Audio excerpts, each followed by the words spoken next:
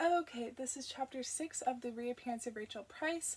Please like, comment, and subscribe down below if you are enjoying this series. I'm going to stall a little bit longer because I just realized I need to plug in my recording device. Okay, here we go. 6. Sun on a warm April morning that tasted like early summer. The road sun dappled, trees in full green bloom. Fake snow. Made of shredding paper, Ramsey told her. Not everywhere. That would have been far too expensive and they didn't have that kind of budget. But enough to set the scene, to cover the ground around the car. It's the exact same car, Ramsey said, too pleased with himself. A 2007 Honda Accord in royal blue. Belle pretended to be impressed. Well, it couldn't be the exact same car. That one must be in police storage somewhere, but the same in all the ways that mattered. Parked roughly up on the shoulder there in the exact spot it had been found, matched up to the crime scene photos. In the middle of a small nameless road that led out onto U.S. Route 2 toward Moose Brook State Park at the other end. It was blocked off for filming, vans and trucks parked sideways across the entrance and exit, a morning chorus of angry horns. Belle's eyes were stuck, tracing the outline of the car. The same car Rachel was driving that day, the one she disappeared from, the one she left Belle behind in. Ramsey was watching her. "Let me know if this is too weird for you," he said. "This is too weird for me." But Ramsey had already been called away by someone. There were 4 more crew members milling around today. Another camera rig, more microphones, more metal trunks, more voices. One right in her ear now. "Hey, Belle," Ash said, the sound of him so out of place in the road that it was out of season, out of time. Belle turned from the snowy scene to face him. A small camera was mounted on his shoulder, the fluffy pad of an external microphone attached on top, the red recording light blinking. Belle blinked back at it. "Rams wanted me to film some behind the scenes," he explained. "Fake snow," Belle said. "Yeah, that stuff is a nightmare. Been here since 5. Just got to get through the filming and life can go back to normal." Amen. Hey, maybe they weren't so different after all. Actually, forget that. Ash was wearing a white and black candy-striped shirt tucked into green flared pants with bright pink clip-on suspenders. His sleeves were rolled up, revealing one tattooed forearm. "See, you came dressed for the weather," she said. "Always." "Least she'll scare the bears away," she said, trying to be as quick as he was. "Wait, there's bears in New Hampshire?" He swallowed, looking nervously at the trees. Belle laughed, but so did Ash. It was a joke. That was annoying now. He'd think it was funny, which he wasn't, by the way. Ash shuffled. "Ramsey said you were ill on Thursday. I hope you're feeling better." "What are those?" She pointed at him. "Tattoos. Do they not have those in New Hampshire?" "Yeah, but what are they?" Belle said, studying the designs, tracing up just one arm, pale flesh running like tributaries around the gray pictures. "They're memories. Family stuff, you know." "No, I don't know," she said, pushing him. He held out the arm, camera still rolling. "That rose, it's for my sister Rosie. Took the thorns out because she's nice all the time. The lily next to it, that's for my sister. You guessed it, Lily." "The leaf?" "A fig leaf, my oldest sister, Eve. She's married to Ramsey. I'm the youngest, the baby. That's me, the old campfire. I'm Ash, by the way. Never properly introduced myself. Ash Maddox. That bird above my elbow is my mom, Bridget, but everyone calls her Birdie." Ash twisted his arm, showing her the bare, exposed patch on his wrist. "Gonna get one for Ramsey, too. He doesn't like the idea of being an old horned sheep." "The campfire's the worst one," Belle said, taking a shot, getting him back for the bears. "Tell me about it." An amused sniff that meant something more. "They're all amazing people. My mom, my sisters, Rams. I'm the only fuck-up." "Have you considered maybe just trying to be normal?" A car pulled into the road then, saving Ash from her. They must have moved the truck to let it through. "Ramsey, she's here," Ash called, using it as an excuse to walk away from Belle. He hadn't lasted long. "She's here." Who was she? Not the horsefucker again, surely. Belle was the only one in the family scheduled to film today. The only one they needed, because she'd been the only one there when Rachel disappeared. The car rolled to a stop 30 feet away, sunlight glaring through the windshield. The passenger side door opened. Rachel Price stepped out. Belle froze. A cold winter wind that only she could feel inside and out as she came undone. It couldn't be. Rachel covered her eyes against the sun, dressed in the same clothes she was wearing when she disappeared. Black jeans and a red long-sleeved top under a large gray quilted coat. The coat she'd left behind in the car. The same age she'd been that final day. "Hi, hello," she said to nobody in particular in that crisp voice of a New Yorker. Hi, Jen. Welcome back, Ramsey said, jogging over. Belle, let me introduce you. He caught Belle's elbow, unsticking her, and walked her over to Rachel. Not Rachel. A fake Rachel. Belle could see that now, her mind thawing out, dripping cold down the back of her neck. Thanks for the fucking heads up, she hissed, taking her elbow back from Ramsey. Ash followed them with the camera. Ramsey glanced down, her eyes kind and concerned. Yeah, right. I told you it was a reenactment, he said. Thought you assumed. They stopped. Belle, this is Jen, the actress who will be playing the role of your mom today. Jen, this is Belle, Rachel Price's daughter. Good to meet you, Jen said, gum popping in her mouth, sticking out her hand. Belle didn't take it. She was busy studying the stranger in front of her. The differences were clear. Now she was this close. The color of the eyes, the shape of the chin, no birthmark on the forehead. But for a moment there. You look like her, Belle said instead of agreeing. So do you, Jen replied, as if she didn't dislike this woman enough already. Not as pretty, though, Belle added as a quick jab. Ah, well, your mom was beautiful. I'm sorry about what happened to her, she said, fiddling with a strand of her yellow blonde hair. I'm obsessed with this case. Oh my gosh. I listened to a podcast about it last fall called Wine and Murder or something, and I'm obsessed. Obsessed. She split up the word, holding onto it like a snake. Yes, you said 3 times. Belle's eyes flickered over to Ramsey, a blink slow enough for him to read. Fake Snow and fake Rachel's. This gum-popping idiot. He blinked back like he almost agreed with her. He clapped his hands. Long day ahead of us. Sooner we get started, the sooner we can wrap up. Not soon enough. That's the spirit, Belle. Everyone was waiting.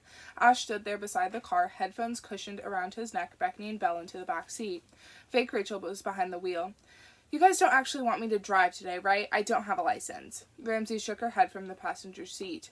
Okay, Ash said, a little louder this time, gesturing at the back seat again. The window on the other side was rolled down, a camera rig mounted half inside the car to point directly into Belle's face.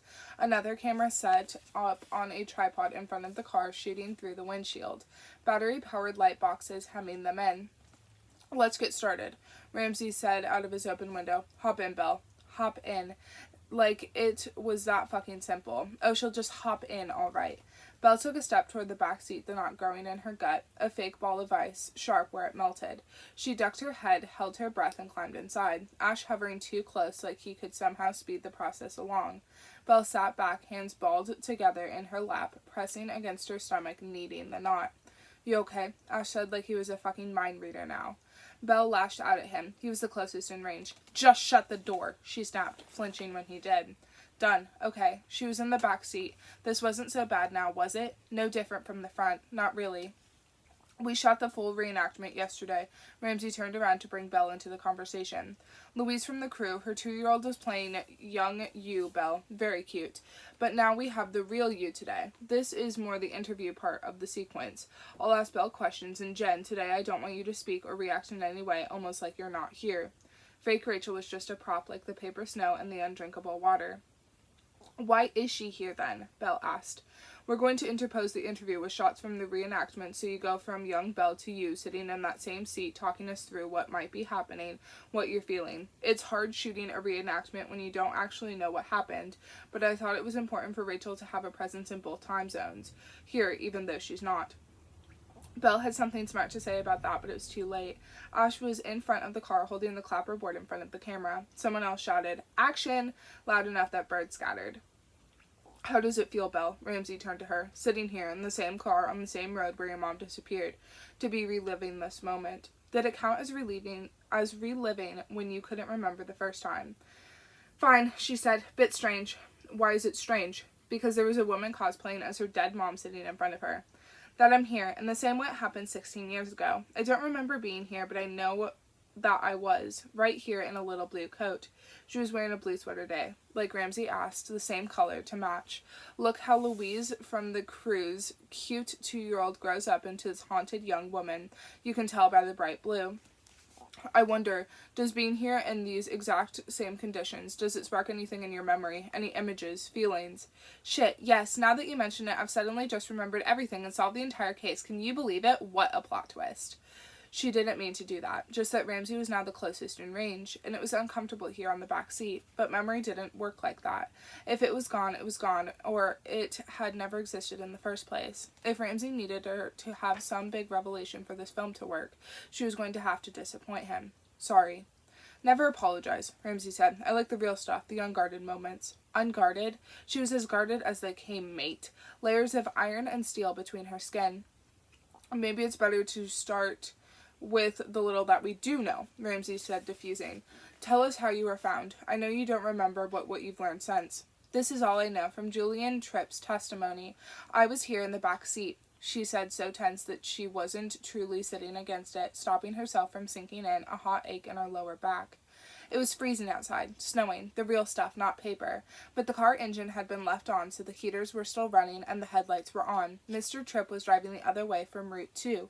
He spotted the lights, saw that the car had veered off onto the shoulder, half on the road, so he pulled up to investigate, see if anybody needed help. Belle glanced out the window, as she might have done 16 years ago through smaller eyes. Had she been scared at the time, sitting here in the dark all alone? Did she even know what scared was? He came up to this window. It was dark inside, but he had a flashlight, saw me here in the back seat. He told police that he called out a few times. Hello, is anybody here? When he got no answer, he opened the door to see if I was okay. And were you? Ramsey asked, even though he already had all the answers. I was fine, he told the police. I didn't seem distressed, like maybe I hadn't been left that long. The heaters were on, so it wasn't cold at all. I was fine, not crying. He said I was babbling words and sounds, nonsensical, trying to talk to him. He'd met me before, but he didn't recognize me right away. After he checked that I was okay, Mr. Tripp called the police. This was all just after 6 o'clock that evening. He sat with me to keep us warm while we waited for the police to turn up. He gave me a juice box that he found in the footwell. He saw Rachel's coat and purse there on the passenger seat where you are now. Ramsey was quiet, a reverential silence for the front passenger seat, which was stupid because this wasn't even the same car. Rachel had never been here. It was cold that evening, freezing even. Ramsey studied his phone screen. 23 degrees Fahrenheit or -5 Celsius already at 6 o'clock. That's cold, Belle agreed. Not easy for someone to survive out there in just a thin red top without their coat, Ramsey said, running his hands over said coat. Not the real one, the police had that too. No, it wouldn't be easy, Belle said, unless you'd planned it. But she might not have been out in the elements for long, Ramsey continued. Police brought in a K-9 unit the following morning. Sniffer dogs who followed Rachel's scent from the abandoned car.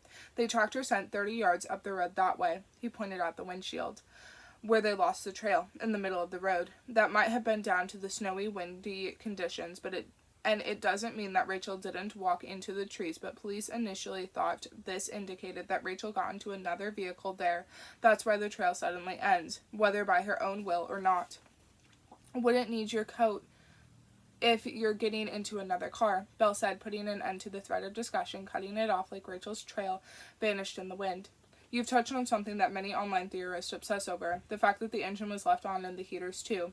If someone did abduct Rachel from the car, people theorize that they left the engines on and shut all the doors on purpose to keep you safe, Belle, so you wouldn't freeze to death. People think this possible abductor could have been someone known to you, someone who cared about you and didn't want harm to come to you.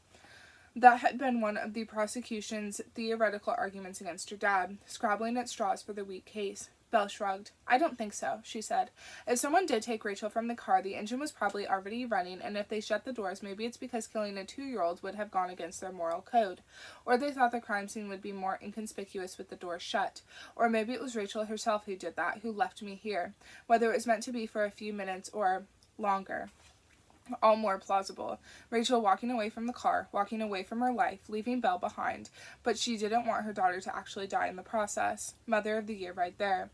On the topic of public opinion, of the enduring obsession with this mysterious, unsolvable case, he should talk to fake Rachel there. She'd listened to one podcast and she was obsessed.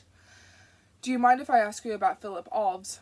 Well, he'd already asked permission or not. That's fine. Belle cleared her throat. Philip Alves, a plumber from Boston who was 37 at the time of Rachel's disappearance, became fixated on this case when it first hit the news cycle, an obsession that only grew as time passed without answers. He traveled to Gorham, convinced he was the one destined to solve this case, to find Rachel Price. Police suspect he'd been watching your house, going through your trash, taking photos.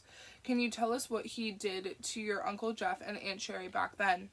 It was in the early days, she said, before my dad's arrest. The police were around a lot, as you can imagine, wanting to talk to everybody. Philip Alves dressed up as a police officer and went to interview Jeff and Sherry, asking questions about Rachel and our family. They didn't realize he was an imposter, only found out when they told Police Chief Dave Winter about this interview, but police couldn't find him. It's believed that Philip made regular trips to Gorham, Ramsey said, over the following months and years to stalk your family to search for Rachel, growing more unstable. His wife left him, lost his job because he spent all day researching, reading the message boards. His obsession reached another boiling point in October 2014. Can you tell us about that incident? Belle actually could this time, from her own memories, from her statements to police. I was 8 years old, in elementary school. It was a Thursday and I was waiting for my dad to pick me up from school. But the police officer turns up instead, tells my teacher he's supposed to collect me. She believes him because of the uniform and the badge, so I go with him. He takes me to his car, tells me to climb into the back seat, and put my seatbelt on. I did, but he wasn't a police officer, it was Philip Alves. He kidnapped you, Ramsey said, voice breathy, in the shape of a gasp, like he didn't know exactly how the story ended. Besides, Belle didn't like using that word. So dramatic. He didn't really take me anywhere, and I didn't disappear for long. He drove a couple blocks away, parked, then turned around to talk to me, kind of like you are now. Ramsey didn't like that comparison, she could tell, and Belle didn't like being here in the back seat again. What did he want to talk about? He wanted to ask me questions. Well, he was kind of screaming from the start, sweating, angry. Tell me what you saw that day. Belle whisper yelled in the voice of Philip Alves. You saw who took Rachel. Tell me who it was. You have to remember something. You were right there. I need to know what you saw. She stopped, and it was hurting her throat. Was that terrifying for you? Ramsey asked. 8 years old in a stranger's car, and he's screaming in your face, demanding answers you didn't have. Belle had been old enough to know fear then, but she was even older now and knew it was better to keep that to herself. I just kept saying, I don't know. That teacher called the police right after letting me go, realizing her mistake. Dave Winter, chief of police, he's the one who found me, got me out of the car. I was only gone about 7-8 minutes. Philip was arrested, and they realized he was the same man who'd interviewed Jeff and Sherry, that he'd been stalking us for years. Police, of course, looked into Philip in connection with Rachel's disappearance, but found no evidence of his involvement. Ramsey said, rounding off the story for her. Philip pled guilty to charges of stalking, kidnapping, and impersonating a police officer and served 3 years in state prison. He was released 6 years ago, but upon his release, your whole family filed a restraining order against him. Is that right? Yep, he's not allowed to anywhere near us. Ramsey cleared his throat. We've actually been trying to contact Philip to see if he'll talk to us for the documentary. If we find him and he agrees to an interview, is there any message you would want to pass along? Belle thought about that for a moment, now that she was 10 years older and 10 years meaner. Fuck you, I guess. Why do you think you deserve the truth more than anybody else? Ramsey looked pleased with that answer. Good, he said. That's really good, Belle. Okay, I think we should stop for lunch. Lunch was a sad, wilted sandwich and a bag of chips. Belle ate hers silently, watching Ash and James fiddle with the camera rig in the car window. Ash being pointed around here and there, go get this, go get that. Fake Rachel was standing close by, facing the other way. She hadn't eaten because she was off carbs, apparently, had an audition next week. Made sure everyone knew that. I've not done a documentary before, Jen said to one of the crew. Louise, Belle gathered, the mother of the little fake Belle. No. What do you think of this case? Mind-boggling, huh? Louise asked her, checking quickly side to side, making sure they weren't being overheard. Surprised, Belle was standing right there, 20 feet behind them. Should have checked harder. Isn't it, Jen said. Like how they disappear in the mall, just vanish into thin air, and then the kid turns up here, alone. The kid didn't know either. Just crazy, Louise agreed. What do you think happened? Honestly, Jen said, her abrasive voice dipping into whispers, not any quieter. I think it's pretty obvious what happened. Obvious, huh? Please do share. It was the husband. The knot outgrew Belle's gut all at once, winding up her spine python strong. He must have killed Rachel. That makes the most sense. I guess it's always the husband, Louise said, half committed to it. I feel bad for the daughter, honestly, Jen continued. What a sad, messed up life. Belle's fist closed around the chip packet, squeezing it to death. How fucking dare she? Give Belle 2 minutes alone with her, then she'd have a sad, messed up face. Best of luck with the audition. Belle threw the balled up packet towards Rachel's head. Hey, it made contact. 10 points. But Belle was already moving past them, shoes angry and fast against the rough dirt road. She didn't look back. Was that what they all thought? The crew, the extra ones today, and the original four, the ones Belle was starting to trust. Ash, Ramsey. Maybe Belle had never been in control of the story, just a prop repositioned where they wanted her. The knot grew inside, pulling harder, so Belle walked faster, almost a run. Beyond the replica car, footprints in the fake snow toward the thick canvas of trees. They swallowed her whole, welcoming her into their shadows, banishing her. Belle? Well, not quite. Oi! A voice followed her from the trees. Ash. Oi? Belle repeated, picking up her pace. Don't oi me. What even is that? Where are you going? He struggled to keep up, the hem of his pants snagging on the forest floor. I'm storming off, she spit. Oh, right, he said. Could you do that a bit later? We've got a few more scenes to shoot. Belle turned back, wildfire in her eyes, a growl in her throat. Fuck off, Harry Styles. So he did.